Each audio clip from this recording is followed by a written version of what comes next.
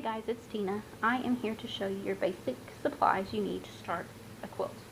Of course, you're going to need a sewing machine, which is not on the table, but you are going to need to wash and dry and iron all your fabric. So you will need an iron and an ironing board. I use a mat, a ruler, and a rotary cutter. This makes all your cuts more accurate, which will of course bring all your points together better, and just make the quilt look better. You'll need a seam ripper, or at least have it on hand, because you never know, you might have to rip out a seam. I always have my scissors close because I'll have to cut in between something or something like that.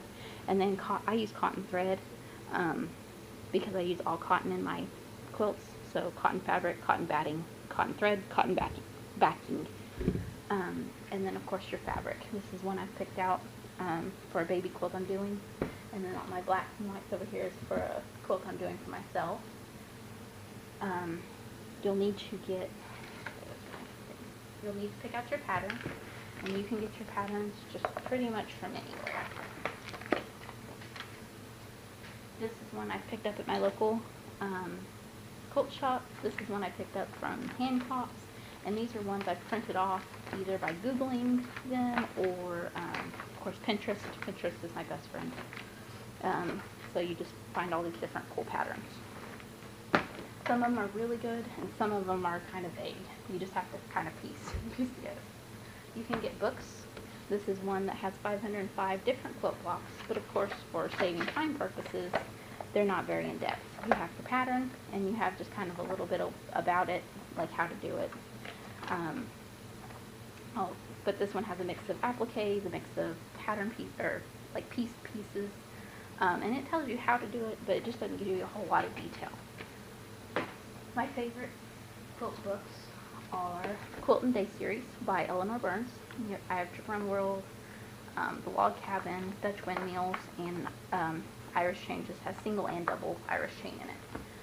But it's just much more in depth. You have just choosing your fabric, cutting instructions, everything you need to know, how much fabric, how many fabric, pieces of fabric, from baby, twin, all the way up to your California and dual size king size quilts.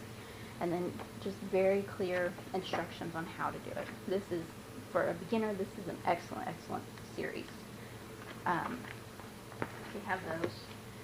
You can also find quilt patterns in magazines. This was in a quilt magazine I had at one point that I cut out because I just really like the colors.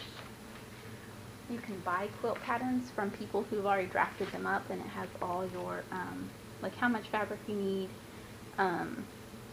your how many different types of fabric, your pattern, and you have to kind of watch these because some of them are really good and some of them are not. And then lastly, you can always draft your own. Say I like to use ruled paper, and then just go for it. Just draw up your design. I did a puppy and a kitty for one of my quilts. Obviously you can erase and redo it so you get them in the right spot, and say just make up your own design. So that is your basic how to make a quilt top. So if you're going to quilt it yourself, you're also going to need quilting spray. This will baste your pieces together, a walking foot or a freehand quilting foot, depending on whether you're going to stitch in the ditch, straight lines, or you're going to try something more advanced with free motion quilting. You can also buy patterns for your free motion quilting, an array of different products to help you with that. Pen, you can trace your design onto your fabric, or if you have a pounce, it comes in blue or white chalk, and you just pounce it, and then you just wipe it down your pattern piece, and it leaves a mark on your fabric that you can trace. You can also find some online and use like a little tool they have that will puncture the paper, and or you can sew along the paper and leave holes and use the pounce also for that. But this is kind of your basic where you need to start now that you want to make a quilt. And I will get quilting and give you guys another tutorial.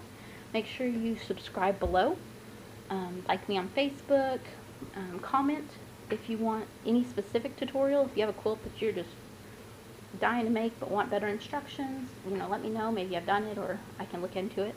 Or anything else. I sew, make bows, you know, anything you want tutorial-wise, let me know and I will see what I can do. Thanks for watching, and I will see you guys next week.